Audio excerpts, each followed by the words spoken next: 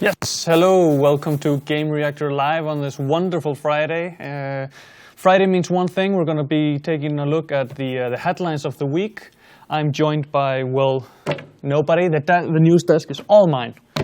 But I have Bengt and Ricardo here in the Google Hangout. And we're gonna, like I said, start with taking a look at the top headlines of the week. And then the second hour of the stream is GR Friday Nights, where we'll be playing Call of Duty Ghosts on the Xbox 360. And this is the start of the hunt for the golden ticket. What is the hunt for the golden ticket, you may ask? Well, you play with us on, we're going to be playing Xbox 360 and then PS3 alternating. And then on the 21st of March, we're going to take a look at who has the highest score in a single round through the entirety of the competition. And that person will get a paid trip with hotel stay and a ticket to the Call of Duty Championships in Los Angeles. Exciting stuff. But we'll talk about that later on in the show. Let's start with the news. And I welcome up on the stream, bring them up, Bengt and Ricardo. Say hello, guys. Hello. Yes.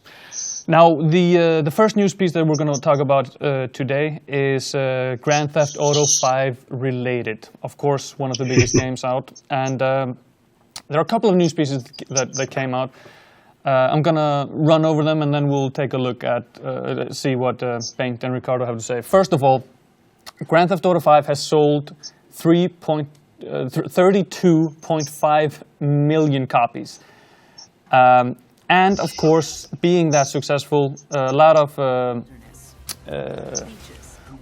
rumors are popping up about PC pre-orders coming in the UK retail market. And then of course, a recent announcement, I think it was just today, that GTA 5 coming to next gen if that's where consumers are. Let's start with you, Bengt. First of all, the high sales and the never-ending rumors of a PC version. Well, I think, you know, putting the 32.5 million in context, it's I think it's part from Wii Sports, which was obviously bundled. It's the most sold game of this generation. So it's a massive accomplishment in this short amount of time. And it sort of explains maybe a little bit why we haven't seen any sort of solid sales numbers for the Call of Duty and Battlefield franchises this year, because quite frankly I think that they've suffered a little bit as a result of the popularity of GTA 5.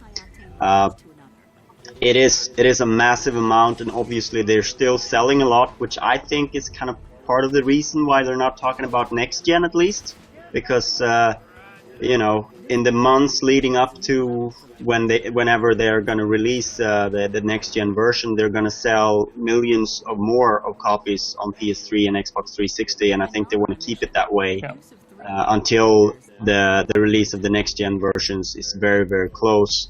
And also, it makes more sense to release a next gen version next fall when, you know, the install bases are much bigger on Xbox One and PS4. Yeah, I mean, of course. I think they know that whenever they release it on next gen, they're gonna sell a lot, so they don't have to push it out very quickly. As far as the PC version goes, we've had a lot of intel on that side of things, and obviously it didn't happen when we first sort of got an indication that it would happen, but I think the pre-orders of the PC version are likely to hit very soon across, you know, any retailers. Yeah, I mean, I've gotten kind of tired about seeing a news piece every time Amazon, you know, in Germany. But this is a little bit different. Version. I mean, it's one thing when a shop just puts it up there as a placeholder. But when there's actual physical shops that are going to start taking pre-orders in the shop, it's a different thing, because, you know, that means that information has trickled down from distributors to the head office and further on to shops and so on and so forth. There's a lot of people involved there. It's a different thing than an online shop posting something that may or may not actually have any real world information based, you know. Ricardo, what do you think? Are we going to be seeing GTA 5 on PC or next gen first? What do you think? Oh, I think you seem to be muted. Yeah, I couldn't hear him. Make sure your microphone is on.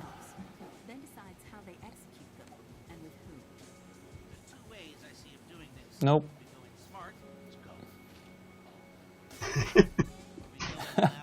Let me see if I can interpret what his lips were saying. No, maybe. Ricardo, you tech out your the tech on your side. Bengt, same question. Let's hear it. What? Let's hear from you. What do you think? What's the likelihood? Are we going to see PC version first or next gen? First or next gen? No, wait. There we have Ricardo. Can you hear me? Yes, now we can hear you. Great. I didn't do anything, but okay. I was just saying, I mean, come on, guys, just announce it already. I mean, it's obviously it's coming, and I think people really want it, both in PC and the next gen consoles.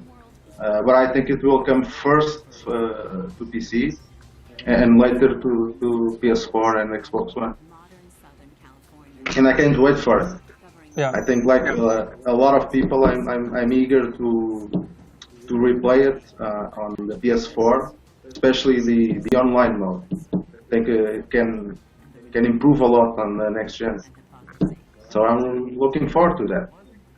Yeah, definitely. I think, harking back to a little bit to what Bengt said earlier, I think it makes perfect sense for Rockstar to completely saturate the market on the current consoles and then start to bring it out on next gen and the PC. Of course, and on next gen when more units have been sold, when the buyer, like the market is there for the game. Mm. Yeah. Let's not kid ourselves. I mean, when they release it on PC, that's going to be the biggest PC release of the year. So they have like I would say they have at least 5 more millions just the day that they release it on PC.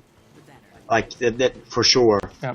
That kind of amount. So it's pretty much a foregone conclusion that they will release it on PC. What about DLCs? Do you think they're gonna announce something? A new campaign DLC for GTA 5?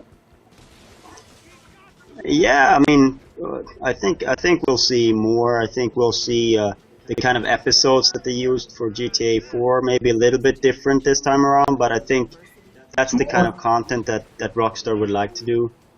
So I think it makes kind of sense if they announce the next gen version to also talk about that. And maybe even release the first expansion alongside the next gen version or something. Yeah. I want to just touch upon the recent comment by Take-Two CEO Strauss Zelnick and get your thoughts on it. He had the following to say about GTA 5 coming to other platforms, including next gen. If that's where the consumers are, absolutely we'll release our game on that. But we wouldn't drive them there. We would just be there if they are there. That is why we have a companion app for our basketball title, NBA 2K, everywhere. It is wherever consumers want to be. We're not in the hardware business. We don't have any dog in that hunt. We just want to be where the consumer is. Basically, he's telling people, you know, go out and buy the next gen, and as soon as enough people have it, we'll release the game. Right? Yeah, and I think it's like, you know, if he's been listening to the online chatter, you know, the PC version, there is quite a lot of people who want that. So I think that audience is already there. The consumers want it, so bring it out. As far as next gen goes, I think they could stand to wait a little bit until there's more consoles out, as like I said, but and also sort of give people the time to be excited about GTA 5 again after having bought it on PS3 and Xbox 360 last September or whenever it was released. You know, give them a little bit of time and then, you know, come back with a better package and then maybe they'll buy it again. Yeah, true. I think the way both consoles are selling, I think that's where people will be in a few months. It's already a good player base, and by fall it will be enormous. So I think yes, until the end of the year we're going to see GTA 5 there. I'm hoping for it. Yeah. Let's move on to our next headlines. We have two headlines that are connected to Metal Gear Solid this week. First of all, Metal Gear Solid 5 Ground Zero's main story is reported to be 2 hours long with a speed run of a paltry 5 minutes. Thoughts? Let's start with... Well, it sounds like you can skip the cutscenes, doesn't it? Yeah, I mean, maybe they finally implemented that feature. You know, I think we all knew that Ground Zeroes was not going to be a full-length game by any means.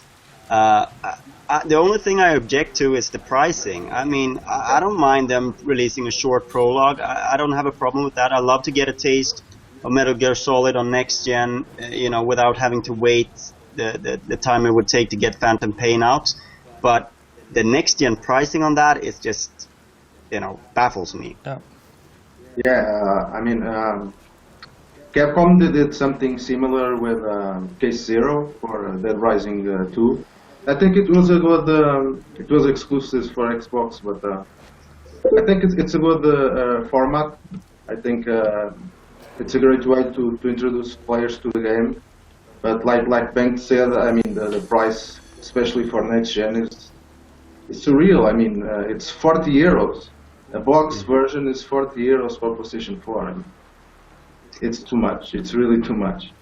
Yeah, yeah. I mean, the last time they did something with this with Metal Gear was with when they sold Zone of the Enders with the Metal Gear Solid 2 demo, I think. That was even more expensive because you had to buy a full game. But that was a very good game, on the other hand, that you got along with the demo. So.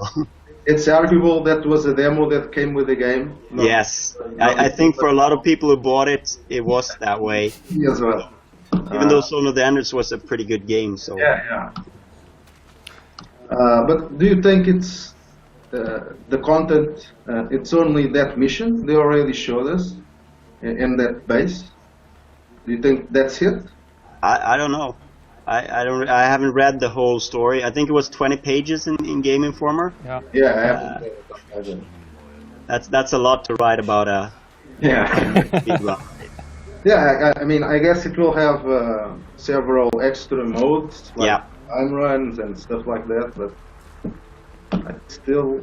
I gotta play it first, of course. But yeah, we'll hold off judgment on it until what is it, March 21st, something like that.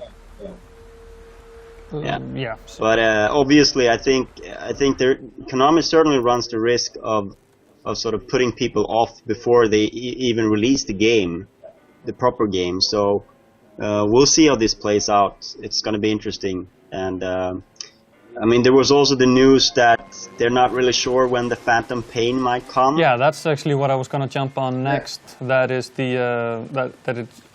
According to reports, we could have to wait until 2016 to see the Phantom Pain land. Which, that seems like a long time away.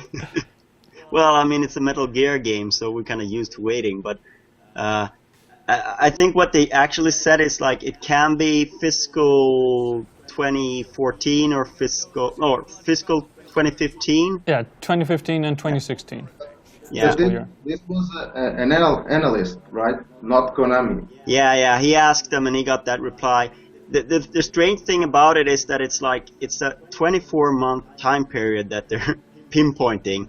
That starts this April and then runs until March 21st, 2016. And that's like, you know, that's not really narrowing it down in any way. I mean, it could still. I think we were kind of expecting it to maybe hit next holiday, like winter 2014. Yeah, that would be good. That's where I put my money on. Yeah. But you know, I could see it slipping into 2015. I think Metal Gear is one of those games that doesn't necessarily have to be Q4. so they could release it Q2 2015 or something like that as well.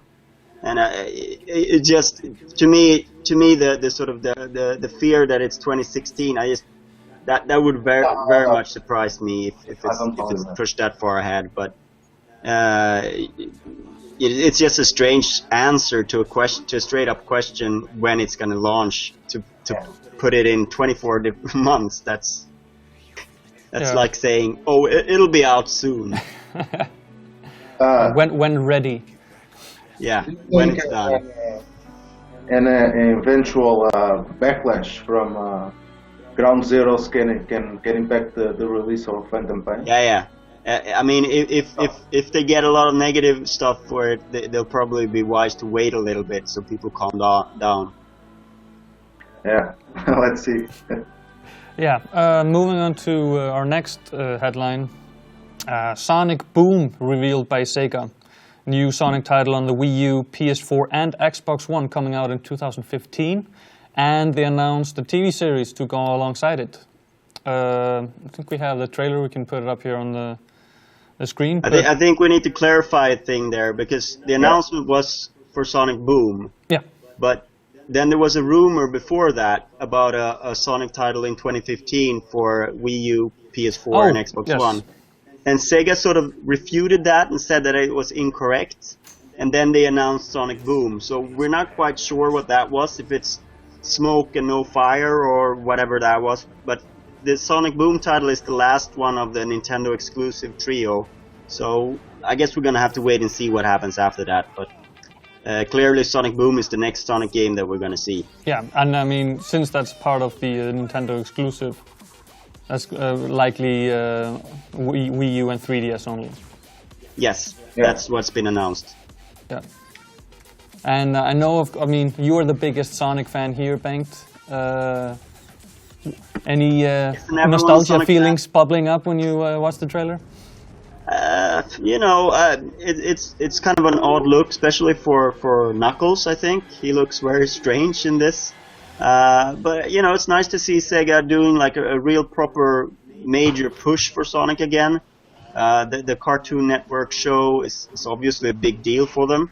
And it's interesting also that they've recruited 2 new studios to work on the game. So it's not Sonic Team, which could indicate that Sonic Team is doing something where they're taking their time to do something big. But Big Red Button, that's the developer of the Wii U version. They're former Naughty Dog people. Obviously, they have a lot of track record in the platforming genre. So it'll be interesting to see what they can do. And then, the visuals, the things we've seen from the game look kind of promising. So interested to see what they do. Yeah, Ricardo, you have any thoughts? Yeah, I think since yesterday, I think it have kind of mixed reactions from fans. Some people like the new visual for the characters. Other people think it's weird. I fall in the first category. I mean, first time looking at it, it's weird seeing Sonic like that. But I think it's a good way to update the character, to bring into to a modern audience. I think it's cool. And from what I see from the trailer, I think it has potential. No? I mean, it looks like it's going a bit open world, right? And it will have a 4-player co-op. Not sure if that's confirmed. I mean, I think it could be great, especially connected with the TV series as well. It could be a big project for Sega there.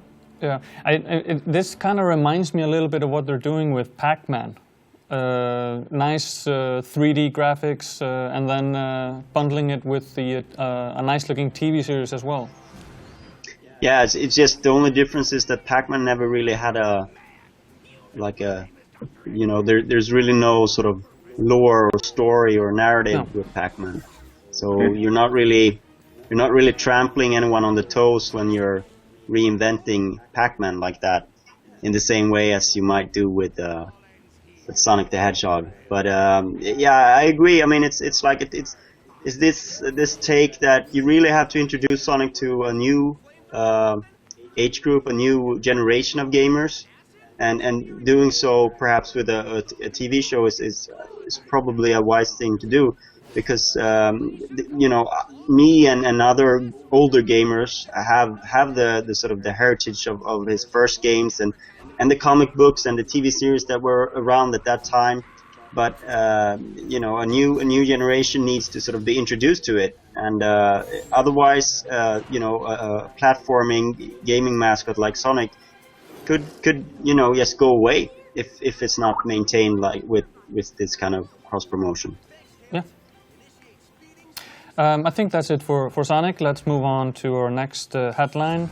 Amazon, we had reports earlier of them maybe heading into the hardware market with a console, and now they have acquired Double Helix, the developer of Killer Instinct on the Xbox One. Let's hear from Ricardo. What do you think about this, and what this means for Amazon and their gaming division? I'm really not sure. I mean, it's a very weird position. They haven't actually confirmed they are doing a console, right? No, no. It is not confirmed. But No, just rumors. yeah, I mean, it's kind of strange news.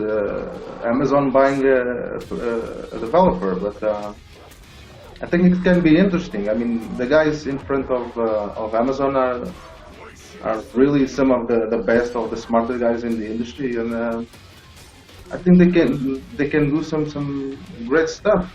I mean, but I don't know. We have to wait and see. But I'm curious to learn more about it. Yeah. I mean, Double Helix is a game that has, or a company that has sort of a checkered past. They've done a lot of games that haven't reviewed well. Then they sort of came up with the new Killer Instinct that people were pretty surprised that it was as good as it was, and then sort of regained a lot of people. Their reputation rose, and I've been hearing good things about the new Strider that they've done as well. So they sort of seem to be in a position, a much better position than they ever been. You know, they've done some games that weren't well received at all. I think they did Front Mission, the Western developed one, and a few other games that simply didn't do well at all, and quite frankly were crap. So it's interesting, but I mean, if you think about it, there aren't a whole lot of independent game developers or of that sort of medium size that can put out a couple of games a year available to buy. So if you want to get into this market, you gotta pick up what's there. And if Amazon wants in on it and they want some first party support for an eventual console, they're gonna have to pick up some studios to do game work, even if they don't perhaps own any big licenses or have any sort of IPs that they come in with, because Double Helix doesn't have anything of their own that they could sort of. There's no games that we would say, oh, so now this is going to be exclusive to an Amazon console, and perhaps they're not even looking to that. Maybe they're just looking to find competence to sort of create games that that you need, because honestly speaking, an Amazon console is probably not going to be competing head-to-head with Xbox One and PS4. Is probably going to be something a little bit different. We're probably going to see a lot of cheaper games, more casual things, and they're going to sort of get into that sort of living room space from another angle than, say, an Xbox One or a PS4. So maybe it makes sense in that way. At the same time, it's a little bit strange for me to realize that Double Helix, now that there's interest around them, there's a little bit of buzz. Now they're going with Amazon, which feels like a move away from the sort of the spotlight, because obviously from what we hear, they're not going to continue to work on Killer Instinct. No, I was just going to bring that up because, of course, following the announcement of the purchase of Double Helix, Microsoft released a statement saying We have thoroughly enjoyed working with Double Helix and wish them success in their next endeavor. We want all of our loyal fans to know that the Killer Instinct team at Microsoft is not changing and the franchise will remain with Microsoft Studios. We remain dedicated to delivering a great experience and plan to announce our new development partner soon. We're excited about the future of this popular franchise. So they retain the rights. They're gonna find a new studio to work on they just say our new development partner soon. They're not saying anything about another Killer Instinct or anything like that just yet. So Bengt or Ricardo, who do you think they might be shacking up with, so to speak, for the development of Killer Instinct? Like on Killer Instinct, I mean, I have no idea, but I'm not sure. They said that the team that was already working on it is going to stay working on it. I mean,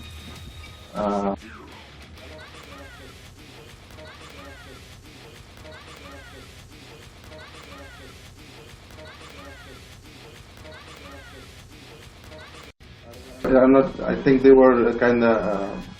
This was obviously not in the plan for Microsoft and Double Helix, because especially considering the format that the game has taken, like free to play and then you buy DLC. Yeah. I mean, so I think they were both caught by surprise with this move from Amazon. I'm really not sure how they're gonna replace them.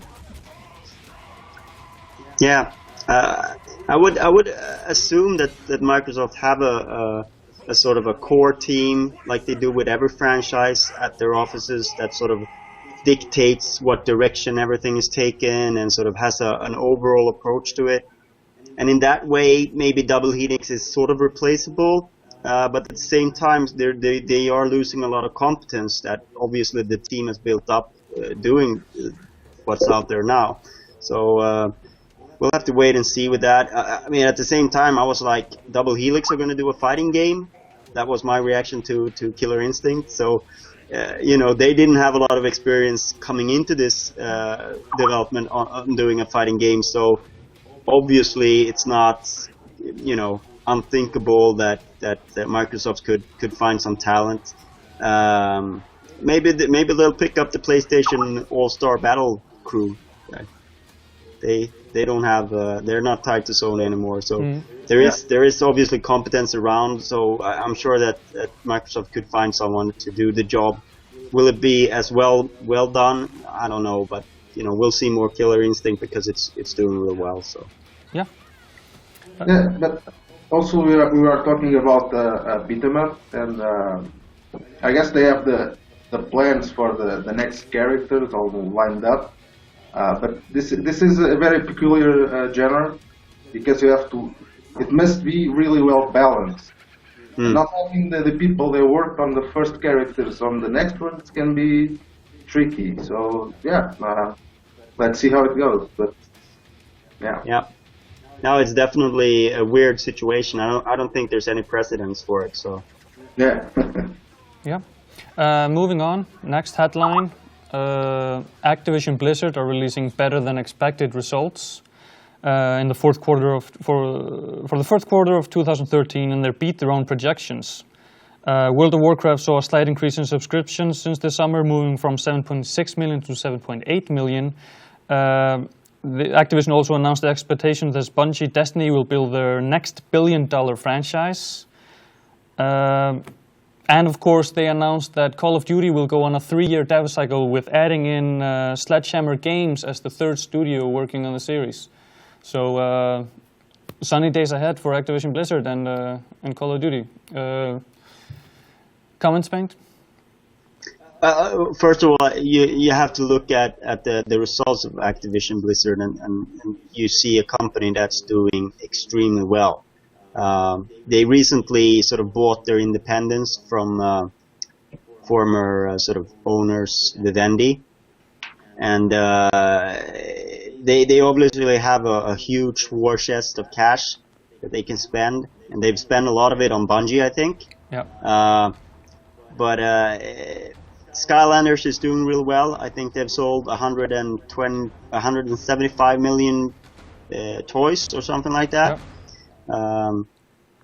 They have obviously Call of Duty still doing well. They didn't release any numbers, which I sort of interpret as they are a little bit lower than last year, maybe.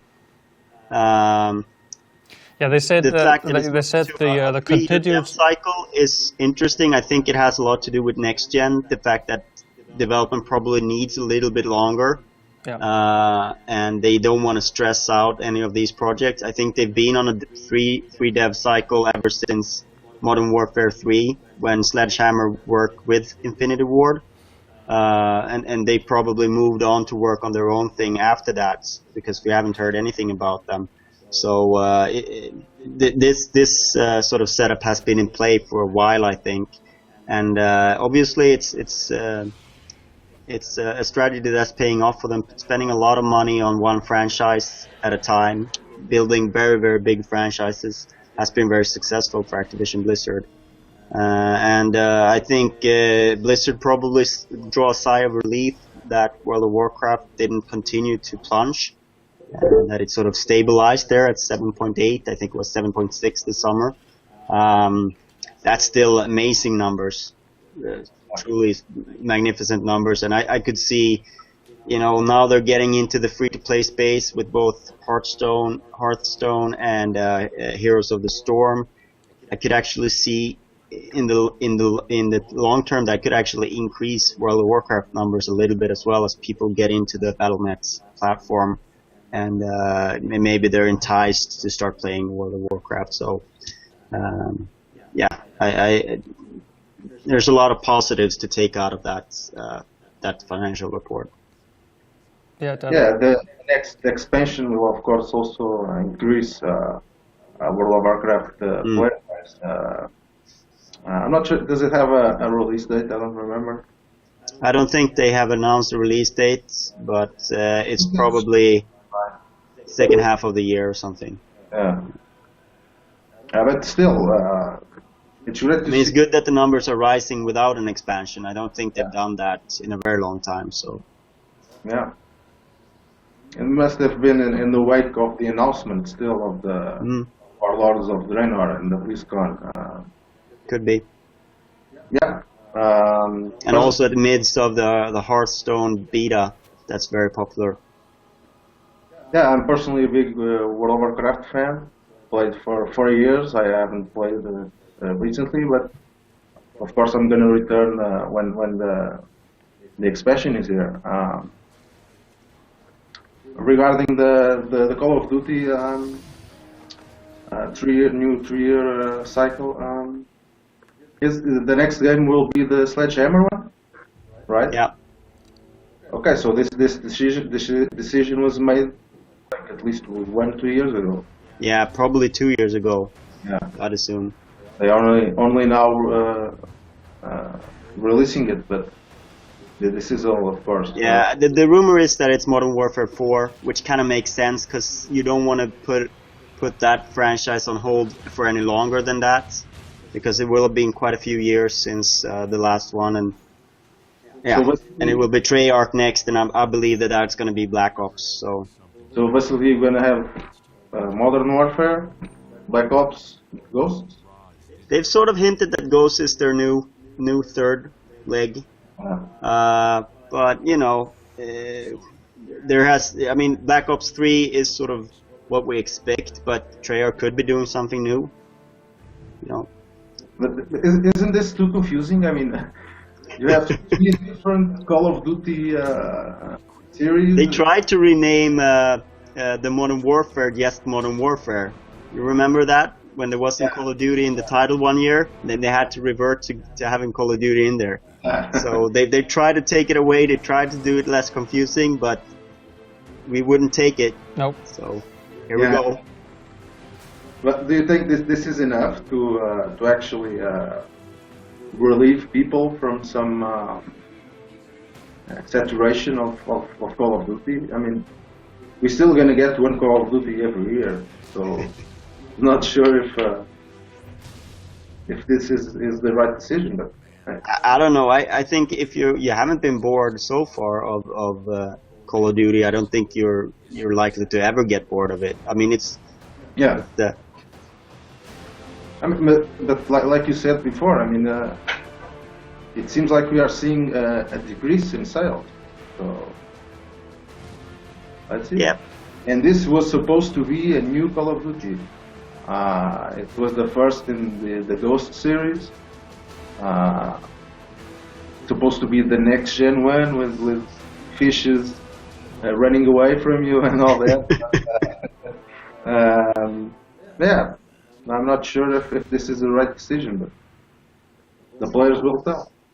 We'll see. I mean, there's some competent people at Sledgehammer, so it'll be interesting to see what they do with the franchise. I think that they're sort of kind of locked into a certain way of doing a game now that can be a little bit detrimental long term. That we expect a certain kind of single player, we expect the multiplayer to be the way it is, and then something that's going to be a little bit different each time is going to be the cooperative or wave-based mode that they have as well. Yeah, zombies or the invasion alien mode. Or yes. Wonder what they'll turn up for the third game. Interesting to see. Well, it's been Spec Ops in Modern Warfare, so it's... Oh yeah, they'll probably keep that. Yeah. I mean, Spec Ops is a really popular thing, so but at the same time, I mean, I would be interested to see them actually mix up the single player a little bit. I think nobody would be upset if they did that one year and give us something a little bit different. And maybe Sledgehammer is the developer to do that. I mean, the lead creatives of that studio are the people who gave us Dead Space. So it's not unthinkable that they could do something a little bit different than your standard fare Call of Duty experience single player. Yeah. Let's move on to the next news piece. Resident Evil composer exposed as a fraud. Mamoru Samuragochi, the composer known as the Japanese Beethoven, has been exposed as a fraud. He's been credited with writing scores for titles such as Resident Evil and Onimusha, as well as writing Hiroshima Symphony No. 1, which was dedicated to the victims of the 1945 atomic explosion. And now, apparently, he's had a ghostwriter the entire time, since he lost his hearing. Yeah, 20 years or something. Yeah. Actually, they say that he's not actually deaf. I mean, the person that actually wrote all the music says that he's not actually deaf, that it's all an act, right? Studied as well? Yeah. That's even more hilarious. What? I shouldn't say hilarious. I mean, obviously, there's something deeply disturbing about someone doing something like this. But, I always find it interesting when sort of these kind of cons get sort of dug up and revealed and exposed. It's easy to see how he sort of started out faking it a little bit. Yeah, little help as his hearing was... Yeah, and then it sort of just spiraled out of control, and all of a sudden, he's this larger-than-life character, because people obviously also idolized him for being sort of hearing impaired and deaf and not... So, yeah, it gets to a point where obviously he has to say, like, I can never reveal this. Yeah. No, of course, it's really bad. I mean... apparently, he even threatened the actual composer, who I don't remember the name. I'm sorry. But, yeah, the actual composer is called a Tokyo-based music teacher called Takashi Nigaki, who's written the music for him for apparently 15 years now. And a quote from Nikaki here: "I told him a few times that we should stop doing this, but he never gave in. Also, he said he would commit suicide if I stopped composing for him. But then emotional blackmail wasn't enough for Nikaki to remain silent once he discovered that music he had written was to be used by athlete Daisuke Takashi in the Winter Olympics and credited to Samuragochi." I mean, this is deep. Yeah. It's the figure skating, is it? Yeah. Yeah, figure skating. that's just too much to bear. You know, it's a fascinating story, and I would love to sort of read the book on it at some point. Wait for the movie. Yeah, the movie maybe with Yeah. subtitles. I don't know. And actually, I mean, one more thing that Nikaki has also just suggested that Sam Noguchi isn't even deaf. yeah. Like No, yeah, sorry, I missed that. You can't help but smile a little bit. Even But yeah. I mean, this is really bad. I mean, there's not much more to say about it. I mean, yeah. and he admitted it. He admitted he did all this, but through his lawyer, I think. So I mean, Yeah, I guess this music teacher is owed some royalties, and yeah, he's gotten $77,000 during these 15 years. Seems like a low number to me. yeah. it's probably a good extra income for a music teacher. Yeah. But obviously, getting the royalties for the music created when it's used worldwide is a lot more money. Yeah. But I think that's all we have to say about that. Yeah. We'll move on to EA announcing FIFA World Cup Brazil 2014. Ricardo, I'm sure you have something to say about this. Yeah, sorry about that, Bengt. Portugal beating Sweden, but yeah, sorry. But you actually can try and make amends in this game, because you actually can play the road to the World Cup. So you actually can play with your country and try to go to the World Cup. So Yeah, there was an absurd number of countries in there, wasn't it? 203, I think. Yeah. you think they'll all be as beautifully represented as Cristiano Ronaldo? Yeah, of course they are. All of them. No, of course not. But I mean, it's great to see that it's an actual game, because the last one, Euro 2012, was a DLC for FIFA, not a standalone game. So it's good to see that they went back to that format. I think they usually the last one, the DLC, was pretty poor in my opinion, but the games themselves, like the last World Cup, for example, I think it was great. Mm-hmm. They usually have a different atmosphere. The gameplay also feels a bit more arcadey. So I think it's cool if EA makes a good price for this, like €40 or something. I think it could be a cool thing. Yeah, and they're doing some gameplay tweaks as well. I think I seem to remember that the last standalone World Cup game actually was quite an improvement on the last FIFA game, because they've done quite a lot of work, and obviously being sort of working with a ready-made system, you can make a lot of tweaks and make it work much better. I'm just sad to see that it's only PS3 and Xbox 360. Yeah. I understand sort of why it's a casual kind of product, and you sell it for a very limited amount of time. You don't want it to interfere with FIFA 15, but yeah, I'd love to play the road to the World Cup on PS4 or Xbox One. So And get revenge. Yeah. But I mean, obviously, as usual, this is a much smaller package than the main FIFA game. So it's for those who are really excited about the World Cup and true football fans.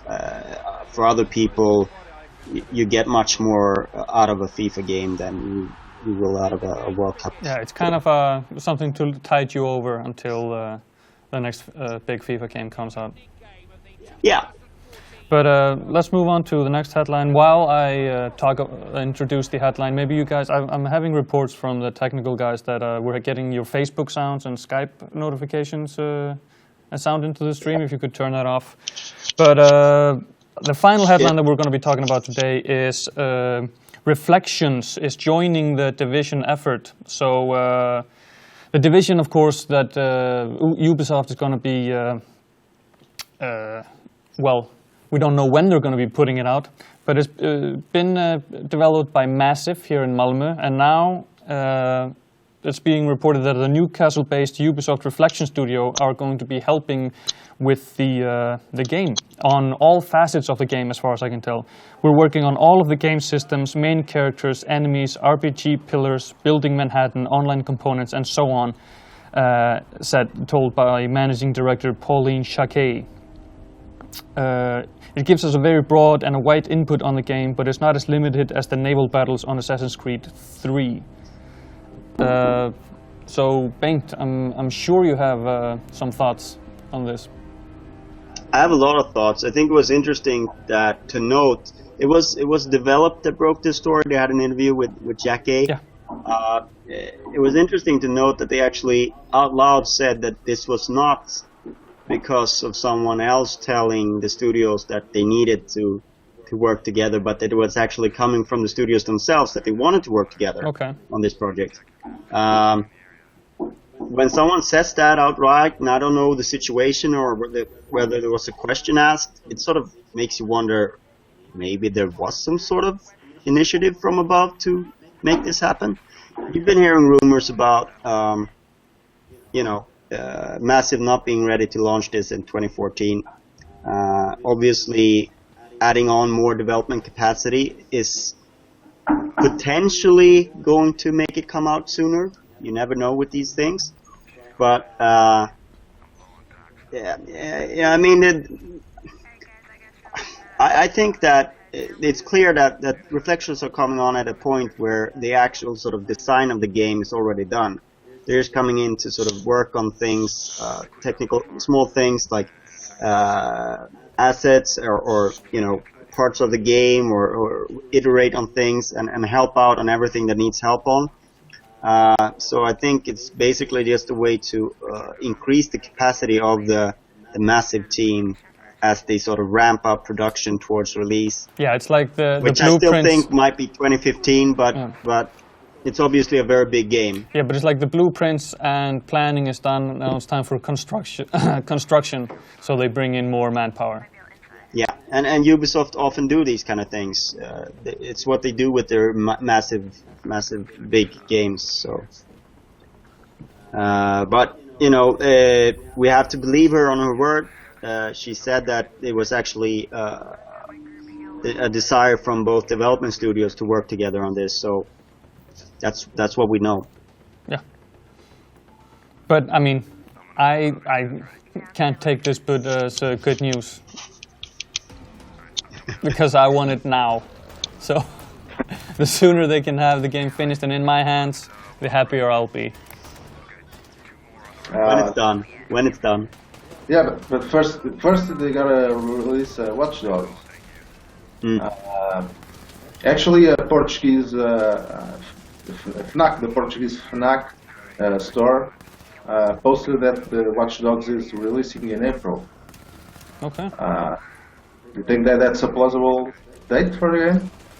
I mean, they were talking about releasing it in November up until September, so yeah, anything's possible. I'm not sure when Ubisoft released their next financial thing. I think Watch Dogs is one of those things where they have to be very careful when they communicate it because it's such a major impact on the financials. But April is kind of a month where you rarely see something huge. I would think that May would be a better month for it, but wherever they think there's a good opening, and I also think that releasing in April would be a good way of capitalizing on some of that next gen drought that's out there and make sure you get a few extra buys. Yeah, I agree. I mean, I think. Regarding the Division, I'm not sure if it will release this year. I also think it's very difficult to achieve that. But I hope that they do whatever it is necessary to release a good game. I mean, the game looks really, really promising, and I think it can be. It can open the doors to definitely open the doors to the MMO genre on consoles. So I really hope they take their time and then do whatever is necessary to do a good release. Yeah, absolutely. Yeah, I'd rather have them noticed taking longer time and bringing out the perfect product, for sure. That doesn't stop me from wanting it now. But I may have a solution for you, Dory. Yeah. I actually saw on the Ubisoft Massive Entertainment Facebook page today that they're looking for testers to come to Malmö in the south of Sweden to try the Division. Yeah. You know, I there's your might chance just check to. I'm that sure out. you'll be NDA'd up, so you can't talk to us about it. But I can keep a secret. if you live nearby there, down in the south of Sweden or maybe Denmark, you have a chance of trying it out a little bit earlier, because they're doing player tests right now, and I'm sure in a game like this, it's very important, of course, to get feedback in as early as possible, and hopefully, you know, it's better to get it even before you go beta and so on and so forth, so you can adapt quickly. Good looking out. Nice tip there. So if you live in Malmö or or generally, I would say around the Copenhagen area here in Denmark, try out Massive and see if you can become a beta tester. Yeah, that's nice. I think that's it for the news today. I think we've covered the ground of the most important news pieces of the week. So thank you for joining us, Bengt and Ricardo. And we'll see you again next week, right? Sure. Not me, but no, yes, you're going to be on vacation. Later. Ooh, I wonder how we're gonna make do. I don't know, but I'll pick up the pieces when I get back. We'll figure it out. Thanks, guys. Bye. Thanks. Bye. Yes, so that brings us to the end of the news segment on today's stream, which means only one thing. It's time for GR Friday Nights, where we are going to be playing Call of Duty Ghost on the Xbox 360. So if you haven't already, you should add us on GR Friday Nights on Xbox Live and boot up your Xbox and get ready to participate. However, before we do that, we're going to talk a little bit about what this golden ticket is that we are going to be giving away to anybody here in the Nordics. Unfortunately, we have to limit the competition geographically to the Nordics. To start off, we're going to first show a little show that we filmed last year, because we also did the same thing last year, where we brought a user all the way to LA to watch the Call of Duty Championships of 2013. They played on Black Ops 2 that year, and Nick, of course, took down there with, as I said, a user, and he filmed this show, which gives us a nice idea of what the show is all about, and just how well supported Call of Duty has become with regards to esports and that sort of thing. So let's roll that. After that, I'm going to Skype in the winner from last year and have a little chat about his experience and what one of you guys out there could expect in March. Or no, it's in April, sorry. Well, let's roll the show, and it's about 5 minutes. See you in a little bit.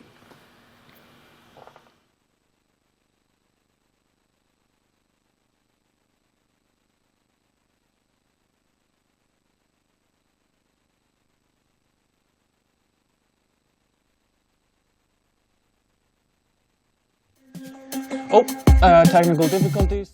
Seems that there was... Incredible, I've never seen anything like it. The best I've ever been to. This is really cool. Yes, technical difficulties. We were missing sound there in the beginning. So let's roll it from the top. As soon as you can. And go.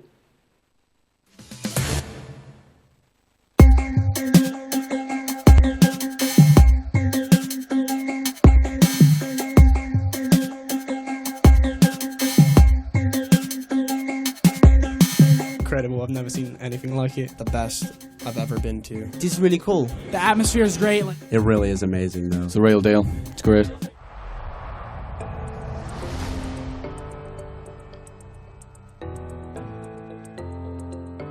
We're super excited here, with the Call of Duty World Championships. We are looking at 32 teams from 6 different continents competing on Call of Duty Black Ops 2 for $1 million. So, this has been a culmination of some online qualifiers, in-game qualifiers, as well as working through the MLG professional circuit here in the United States. So this is just a wonderful opportunity to see all these great players and teams competing for $1 million. Being at an event like this is one of the most unreal experiences I've ever had. I've been at multiple events, and this one is the best I've ever been to. And it just, nothing can stack up to the feeling from winning this event. Nothing. Yeah, I can't really describe how I feel. Everyone's focused on Call of Duty here. The atmosphere was completely different from every other event that I've played at, and it really is amazing, though. That's probably the best way to describe it. It was like a business trip in a way. Yeah. But we had so much fun. Yeah. Having fun working. Yeah. Yes. For us, we go to a lot of events. We've been playing for about 4 or 5 years, so every event is unique, but it's still the same atmosphere. You have to win. You got to come in, play strong, and really hope for the best. Even though there's more money on the line, you really don't take anything any differently. Just keep playing. You know what you've been doing. You know what you've been practicing for, and that's all you can do. Yeah, it's amazing to be here. This is the culmination of over 2 years of work on behalf of Treyarch and Activision to really build a console title that's just amazing for esports, from the gameplay mechanics, the multiplayer mechanics, to the broadcast capabilities that they put into the game. Really amazing. And then the support from Activision and Microsoft to put on such a huge championship esports event is just incredible. Well, I've been to a few events of a similar scale, like COD XP last year, and Activision and Treyarch just do a brilliant time every time of organising the events, and the production's just great. The actual event itself, everything in the hall, it's a real deal. It's great. Because I love Call of Duty. Really, that's the reason I'm here. Yeah, I just had a match about 15 minutes ago. We played some troops over in Afghanistan. The experience is awesome. LA is amazing. I'm quite happy made it here. This event, in general, the whole area is just incredible. I've never seen anything like it. Just can't wait to play more, really. I mean, this definitely isn't everyday life. This tournament is huge compared to every other one that I've ever been to. This is my first tournament to ever play for anything above $5,000 a person. So to be here is absolutely phenomenal. The atmosphere is great. Like he said, you have to come here, you have to play your best and win. The amount of money really doesn't change anything, however. It's just, you just got to clutch up and do your thing. Sure. So I think, MLG now is 10 years old, so we've been in it for a while. Very early on, it was very small scale, and the viewership was not anything like what it is now. But just speaking from MLG's own experience, our viewership has grown over 300% for the last 2 years in a row. And I think that that's indicative of what's happening globally with esports. And now the fact that, Activision is so behind it, and I think that, the growth potential is just amazing. We're already having huge audiences watch now, but I think the audience now is largely made up of people who are playing the games. And I think the next big growth phase will be getting a bigger viewership, a bigger fan base of people who don't even necessarily play the games, or at least not competitively, watching because they love the teams and they love the sport and they love what's going on. So I think that's the next 10 years is all about that. If you go to a LAN tournament, it's really exciting. But I've been to more than 30, I think. Well, between 25 and 30. But if you go to America, which is this my second time going to America, it's a really different experience because, it's just a different country. You really get excited because you can say to everyone you're going to Los Angeles to play for a big amount of money. So people really understand that you're a really good player then. Because before that, they don't really, know. Yeah, this is the first time I reached a big event like this. Last time at Cologne, it was a really good event. I mean, the best I was, but here you got the best teams all over the world. I can meet American teams that are the best, and it is really cool.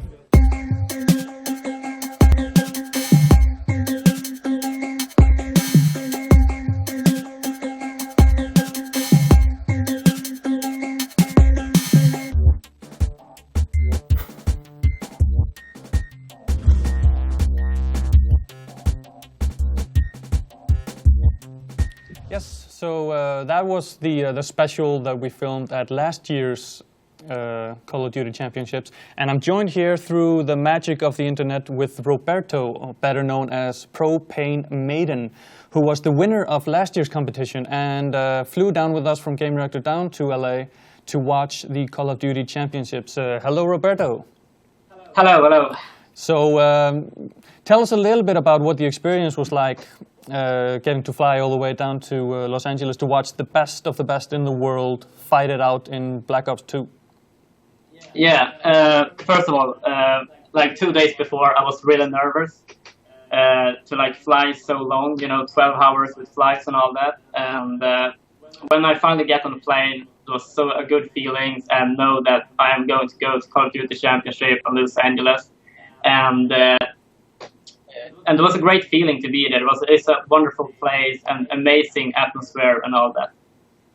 Yeah, and of course, last year you play with the team, and you were playing last year Black Ops 2, and you've been playing Call of Duty Ghosts, I guess now for this season, correct? Yeah.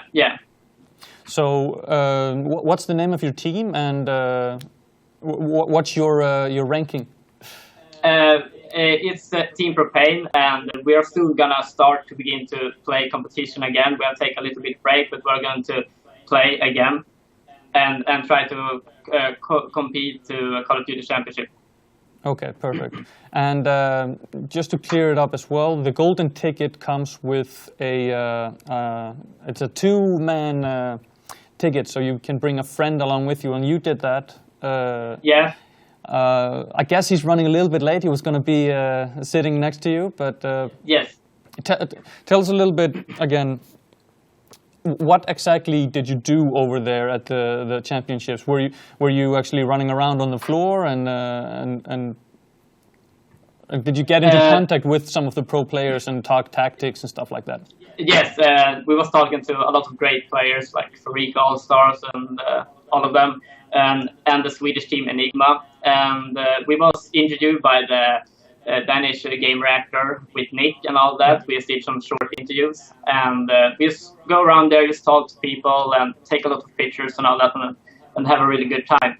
Yeah, I think we actually have a couple of the pictures that you took, if we can maybe get a slideshow up on the stream. Yeah. But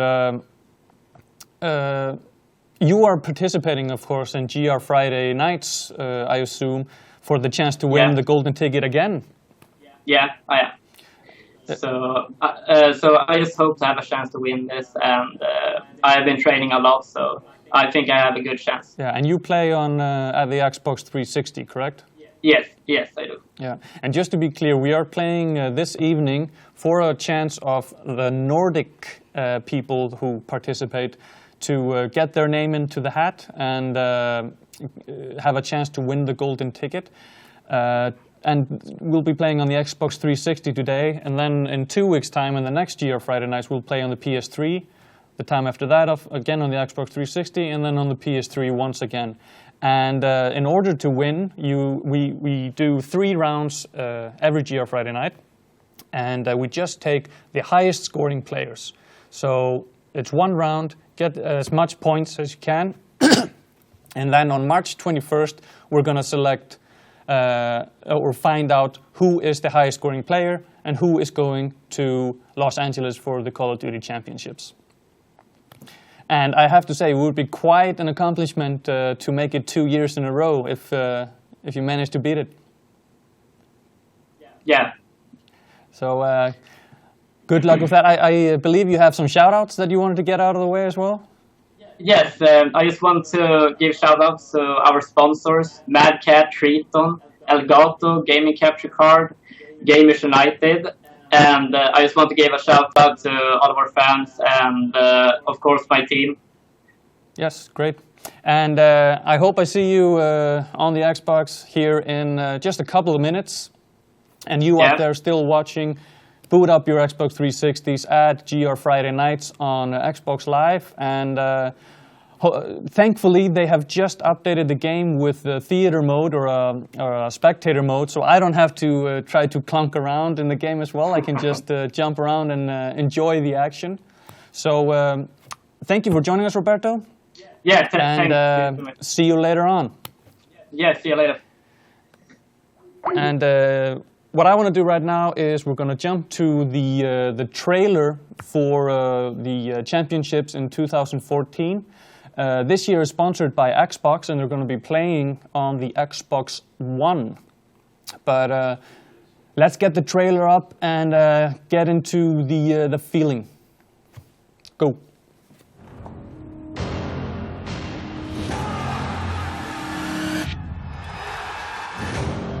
Last year, all over the world, millions tuned in to witness an epic 3-day competition unlike any other.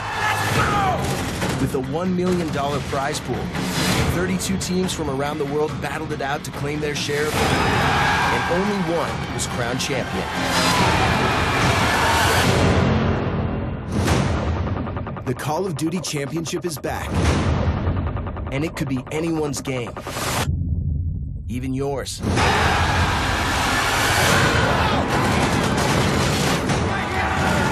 Players from all over the world. He's got a angle shot! Really smart play. They're ready to go, man. They're pumped up.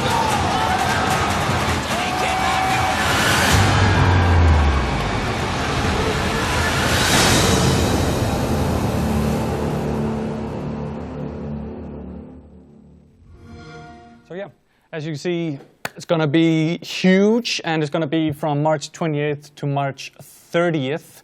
We'll be announcing the winner on March 21st, so not a lot of time to plan it out. So if you're playing and be serious, reserve the time. But that's not the only competition that we're running, because the golden ticket is for Nordics only. As I said, unfortunately, I have to stress that, Nordics only. That is because of limitations from Activision, who gave us the ticket, that we have to have that in those territories. For those of you outside of the Nordics, however, don't fret, because you can also participate in today's 3 rounds for a chance to win the Siberia V2 headset from SteelSeries, as always. So if you win a round and you win a headset, unfortunately, we won't put you on the list to win the golden ticket, but I mean, a headset is not that bad of a deal for second place, I guess. And we have a third competition running for you to submit 30-second clips of your highlights in Call of Duty Ghosts on any platform. And then you will win an even better piece of headset goodness. We have a couple of clips already submitted, but this competition is going to run until the next GR Friday Nights in 2 weeks' time. So submit your clips to facebook.com/grfridaynights for a chance to win wonderful headsets. All the details are on the Facebook site, and the guys posting the information there are much more qualified than I am to give you the information. So check those out. Terms and conditions apply, so read those. Always write the fine print.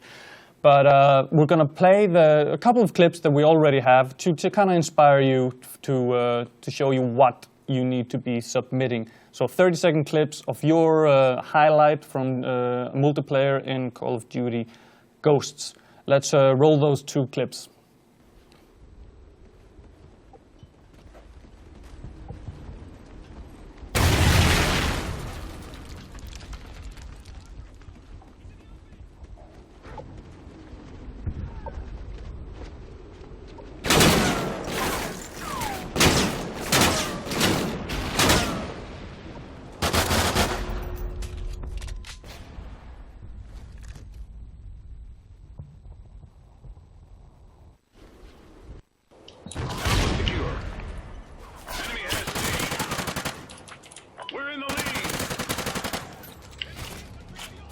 Håller du A, Jonas?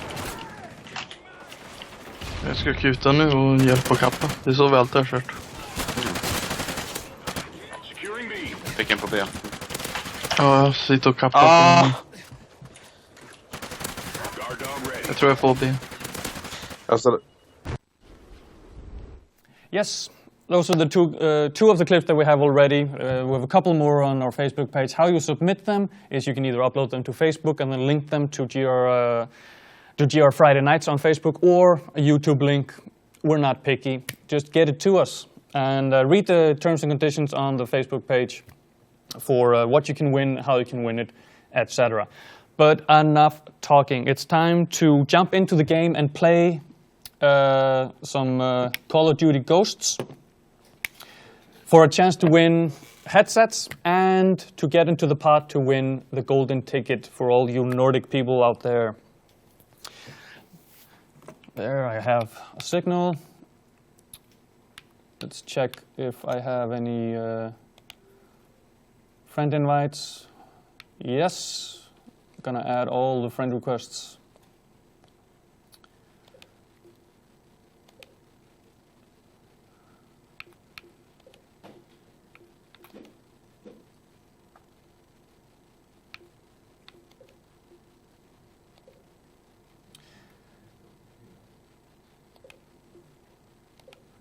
So if you want a chance to win SteelSeries Siberia V2 headsets or the sought-after golden ticket, then you should be adding me right now.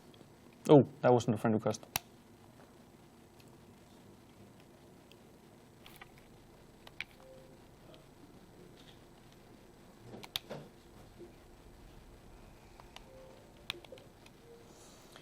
See, we'll boot up the game, and what we are going to be doing is we're going to be playing, of course, Call of Duty Ghost. We're going to be playing Blitz on 3 separate maps, and we're going to have eSport rules on in the spirit of the Call of Duty Championships. So, can I get my papers back with the information on while I boot up the game here? Thank you.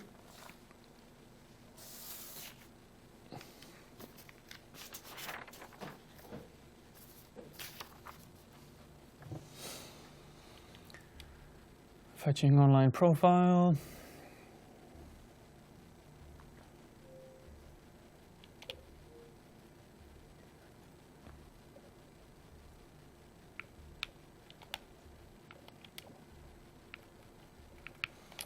So starting up a private match here, I am going to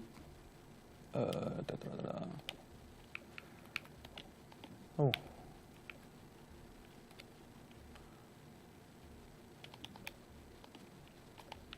Leave the lobby. Set it to Blitz. Esports rules on.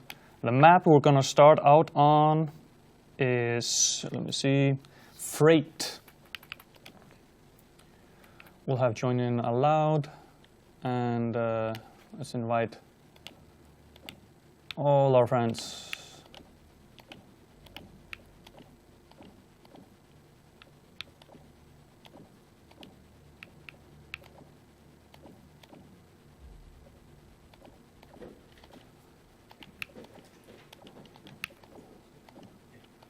See.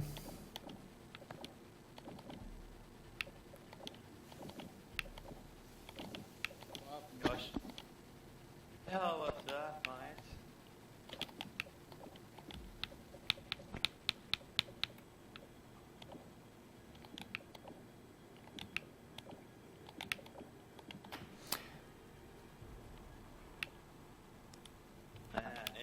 Is it mixed teams? So we already have several players here. 7 out of 12. It's all about the points. All about the points. No bots, of course. You need to get the most points to score in the lobby. Most score in the lobby. Well, that shouldn't be so hard. I gotta phone you, dude. Okay? Respect for me. Respect. I wanna get to LA, man. I wanna watch this shit. I gotta phone you. Coming to you. Let's see. We're just about ready to kick off. What are they doing, hype? Are you hype? Are you hype? I'm not hype. No, I'm not. You hype. You hype. I'm not hype. Yes, we'll start the match. We have 8 out of 12 players, so let's go.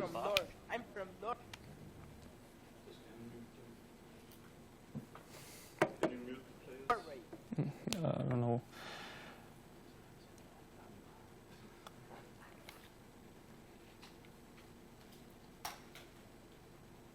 Game only. Yo, Comex. Steam.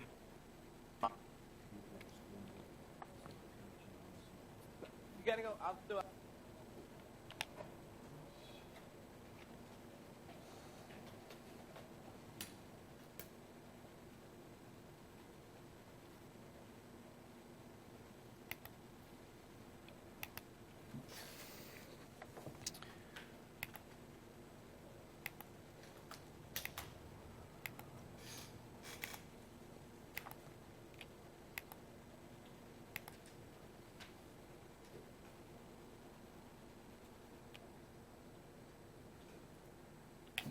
Long countdown. I wonder if I could make that shorter. But the match is beginning in 20 seconds. And as I said before, those of you that win around here, we will take your score and put it on the list for winning the golden ticket, provided that you live in the Nordics.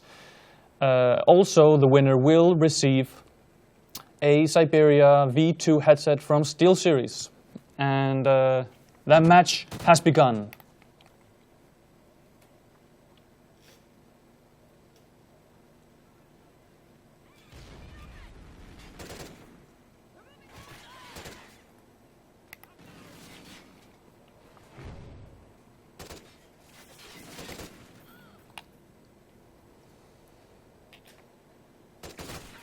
And death is raining down. Let's see.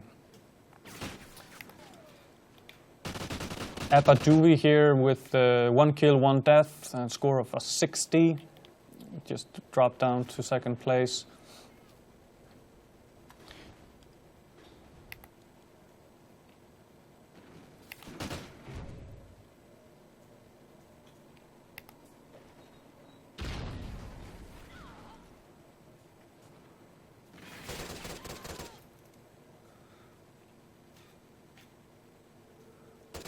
Oh, he doesn't get the kill.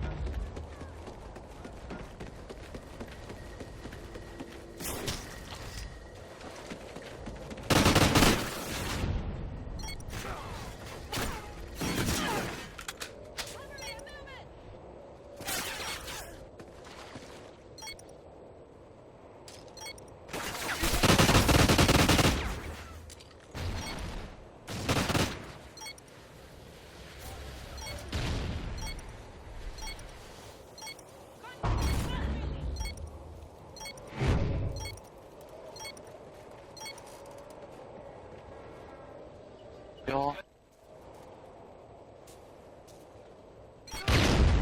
Who's the host of this game?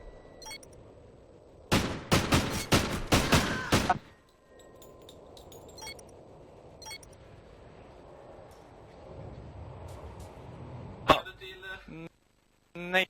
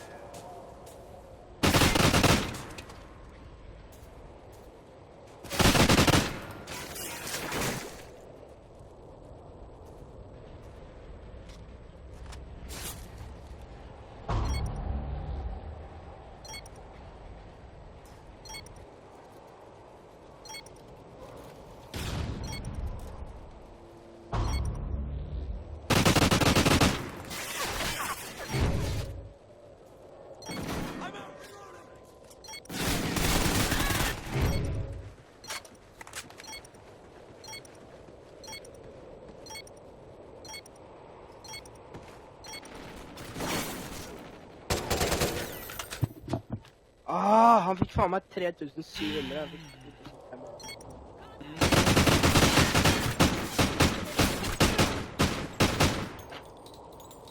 Han fick 3500.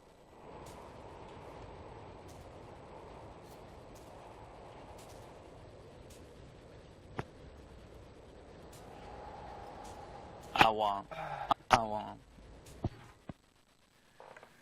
Well, that was seemed to be an uneven round, but it ended with a draw. 4 against 2. I mean, I started the round with 8 players in there, but 2 dropped out. Congratulations to Hisse. He is the top scorer. Those of you who actually win a round and have a top score, you should send us a message on the Xbox Live after the stream, and on Monday you will be contacted by our human resources, and this is what Hisse has just won. Let's get a hip-hop cam up here. Oh yeah, bring it. So yeah, just won a headset. So send us a message, your email address and which country you're from, because like I said, if you're not from the Nordics, you do not go into the competition for the golden ticket, unfortunately. Sorry, nothing we can do about it. But congratulations, Hisse. And we will just... let's see if I have any more new friend requests.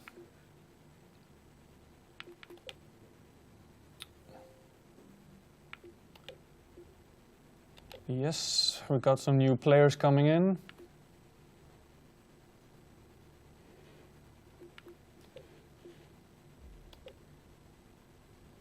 A lot of the Propane team members here wanting to join.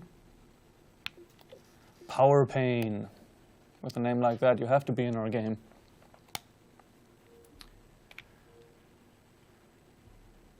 So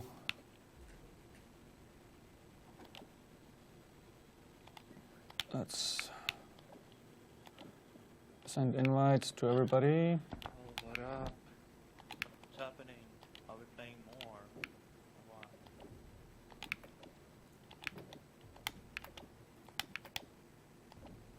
Hello. Good game, good game. Congrats. Oh, thank you. Thank you, sir. Thank you very much. I'm not a sir, though. Thank you. I call everyone a sir. Yeah, okay, sir. That's fine, sir. Fuck off, sir. Don't you worry, sir. Fuck off, okay? Maiden the food.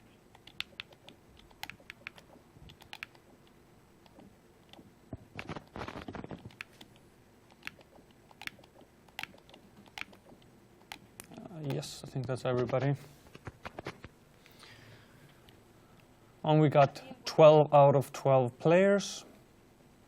So let's change the map. Next map we're going to be playing on is Octane.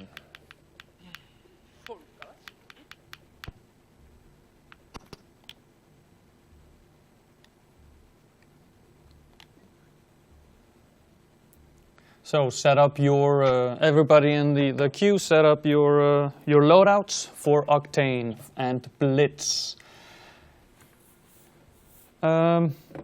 Those of you just joining in, welcome. We're here on GR Friday nights, where those that are playing here today have a chance to win a SteelSeries Siberia V2 headset, and those of you from the Nordics have a chance to get into the running to win a golden ticket to the Call of Duty Championships in Los Angeles here at the end of March.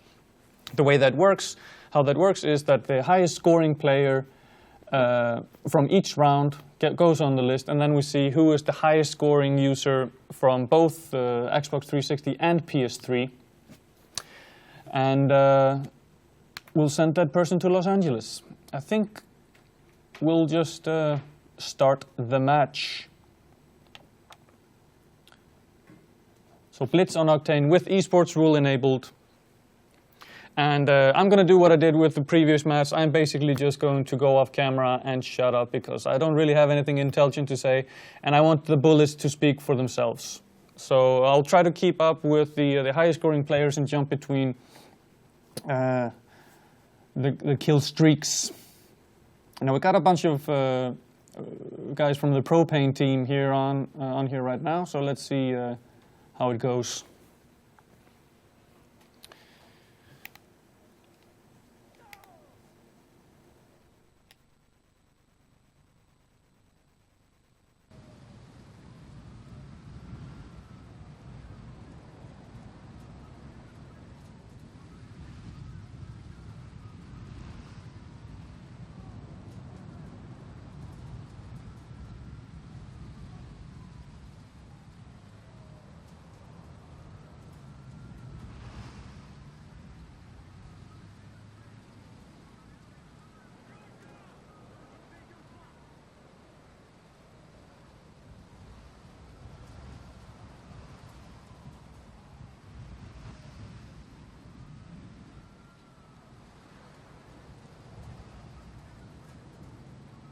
Moving!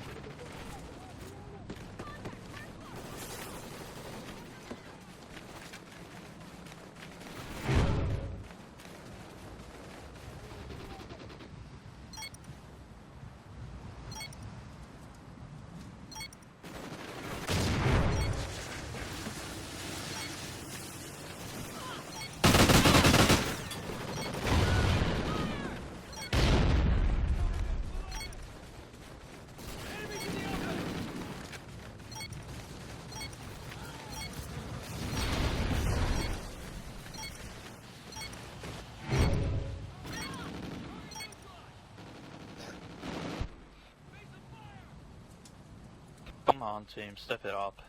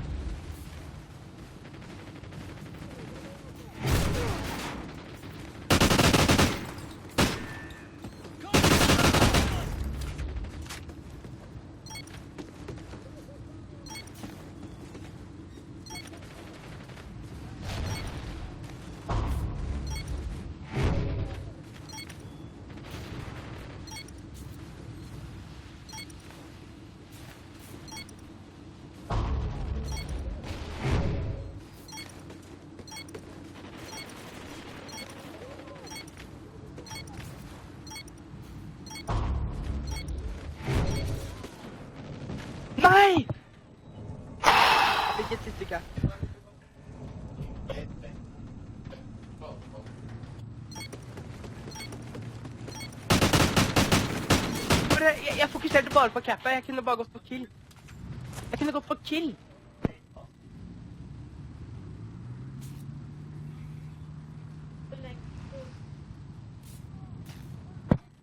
Hvorfor fikk jeg ikke kill der da? Jeg tenkte bare jeg må ha cap.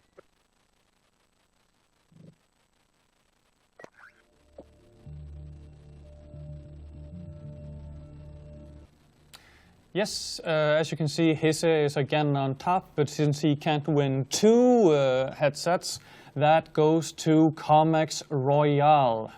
Congratulations on that.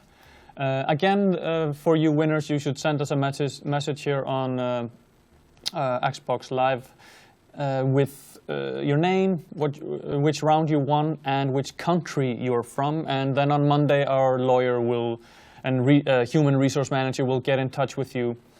Hisse didn't better his score from the first round, so again he's still on top in the running for the golden ticket with 3,710, I believe. But we have one more round to get through, so I am going to create a new lobby and invite everybody again. So closing the lobby and starting this up again. Blitz, esport rules, we're going to be playing on Warhawk.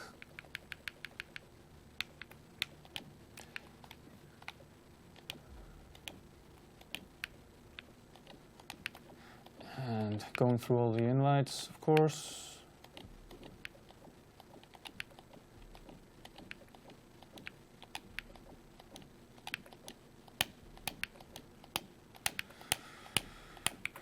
Clicky, clicky, clicky. And offline. So I think that is everybody invited. Nope.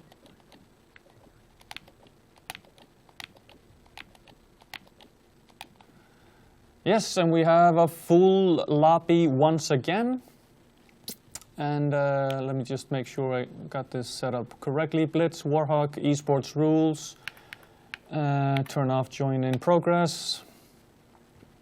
Or actually, let's keep that on if somebody drops out. Who knows, maybe somebody can catch up if he jumps in a bit late.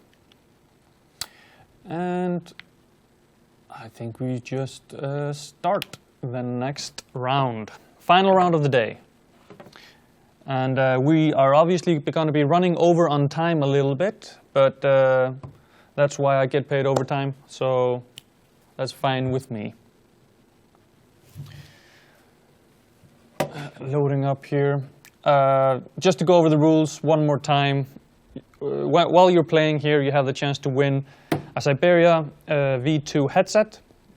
If you're from the Nordics, we will take your highest score and put it on the list in the running to win a golden ticket to get to the Call of Duty Championships of this year in Los Angeles. And that is in conjunction with Activision, obviously, and they are going to foot the bill for your flight, hotel, and ticket to the arena where you can mingle and butt heads with the best of the best players of in Call of Duty Ghosts in the world.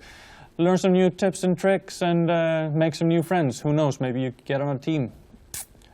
But 20 seconds until we start this final round here of GR Friday Nights this evening. Also, don't forget, we have another running competition for a Siberia headset. All the information on all of these competition, of course, facebook.com/grfridaynights. But you send in a 30-minute clip of your greatest moment in Call of Duty Ghosts, and that runs for the next 2 weeks. So the Friday, 2 weeks from now, we'll figure out a winner there and give out yet another, I think it's a SteelSeries headset as well. Don't listen to me. Go to Facebook/grfridaynights for the information. But we are off for the final round.